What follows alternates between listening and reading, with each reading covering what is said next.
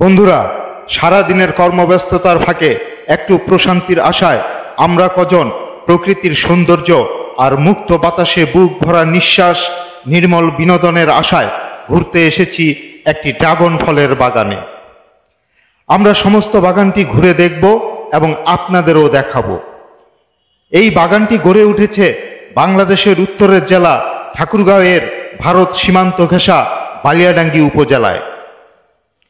এত বড় ড্রাগন ফলের বাগান এই উত্তরের জনপদে আছে কিনা আমার জানা নাই।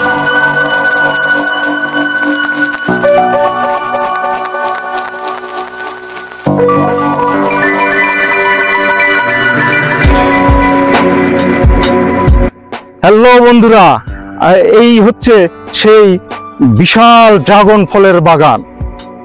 এই বাগানটি আমি এখন আপনাদেরকে ওই যে একটা বাঁশের টাওয়ারের মতো দেখছেন, ওটার উপর উঠিয়ে সমস্ত বাগানটি দেখাবো। চলে আসুন।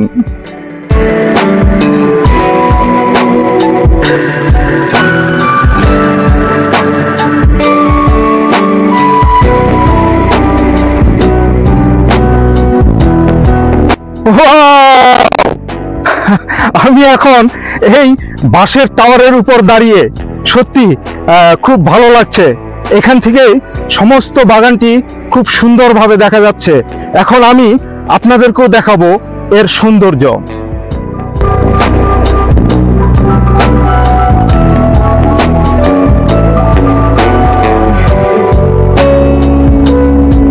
এই উদ্যোক্তা একই জমিতে ড্রাগন এবং উন্নত মানের মাল্টার চাষ করেছেন। খেতে সুস্বাদু এবং পুষ্টি গুণে ভরপুর এই ফলটি একসময় আমাদেরকে আমদানি করতে হতো। ভাবতে ভালো লাগছে সেই ফল এখন আমাদের দেশের মাটিতেই উৎপাদন করা সম্ভব। হয়তোবা এক সময়ে আমাদের দেশের চাহিদা পূরণ করে আমরাও এই ফল অন্য দেশে রপ্তানি করতে পারবো। সেই সাথে উপার্জন হবে বৈদেশিক মুদ্রা।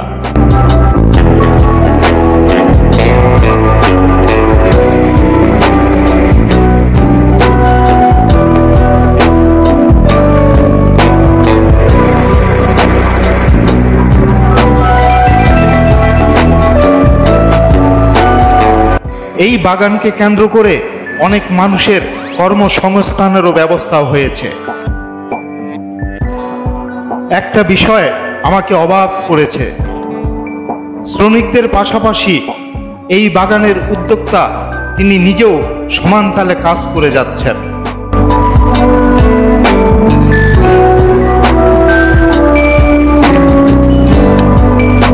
ভাইজান, আসসালামু আলাইকুম। কেমন আছেন? আলহামদুলিল্লাহ, ভালো আছেন। হ্যাঁ, আপনার বাগানে আমরা ঘুরতে আসলাম, একটু আপনার সাথে কথা বলবো।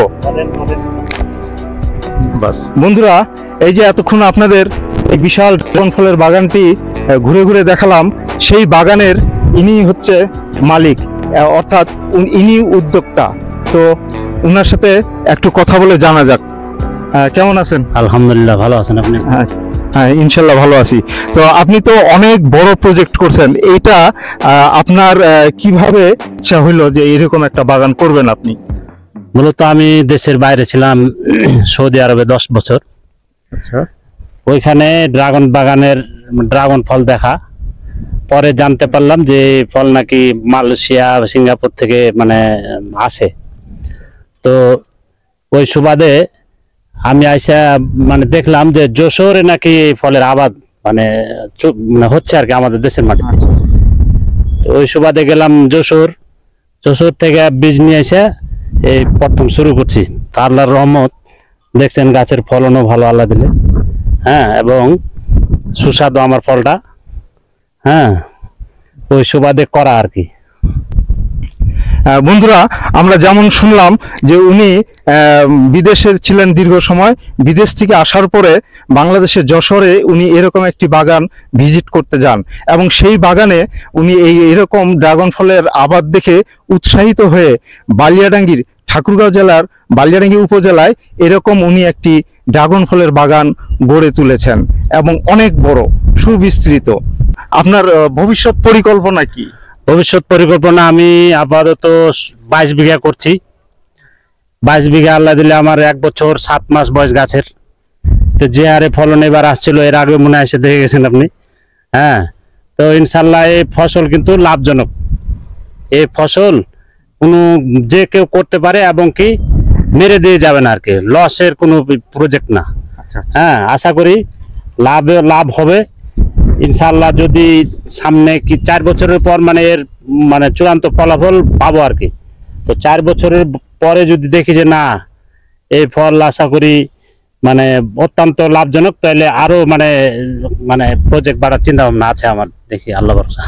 বন্ধুরা, এর আগেও আমি এই বাগানের ভিডিও করেছি, আপনাদের দেখিয়েছি, এবং কিছুদিন আগেও আমি এসেছিলাম, তখন সমস্ত বাগানে শুধু লাল আর লাল ফল পাকছিল এবং সেই ফল উনি বিক্রি করেছেন। তো এখন আমরা উনার কাছে জানবো উনি এই মৌসুমে এবার কত টাকার ফল বিক্রি করলেন। এ পর্যন্ত আপনার মানে ভালো হয়েছে বেচা কেনা, তবে টোটালটা করা হয়নি। আশা করি 10 থেকে 12 লাখ এ পর্যন্ত বেচা হয়েছে। এখন তো ফল আছে, আরো তো মোটামুটি 4 মাস ফল পাবো ইনশাল্লাহ। এই এক সিজনে একবারেই 10 থেকে 12 লাখ বিক্রি করে ফেলছেন। মাশাআল্লাহ মাশাআল্লাহ। যেমন শুনছিলাম এই মৌসুমে উনি এবার 10 থেকে 12 লক্ষ টাকার ফল বিক্রি করেছেন এবং গাছে এখনো কিন্তু অনেক ফুল ফল আছে। আশা করি এই মৌসুমে উনি আরো কিছু টাকার ফল বিক্রি করতে পারবেন। আজকের মতো এখানেই বিদায় নিচ্ছি। ঠাকুরগাঁও জেলার বালিয়াডাঙ্গি উপজেলার মখলেছুর ভাইয়ের এই ড্রাগন ফলের বাগান থেকে সবাইকে শুভেচ্ছা অভিনন্দন। ভালো থাকবেন, সুস্বাস্থ্য কামনা করে আজকের মতো আমি আপনাদের কাছ থেকে বিদায় নিচ্ছি। খোদা হাফেজ।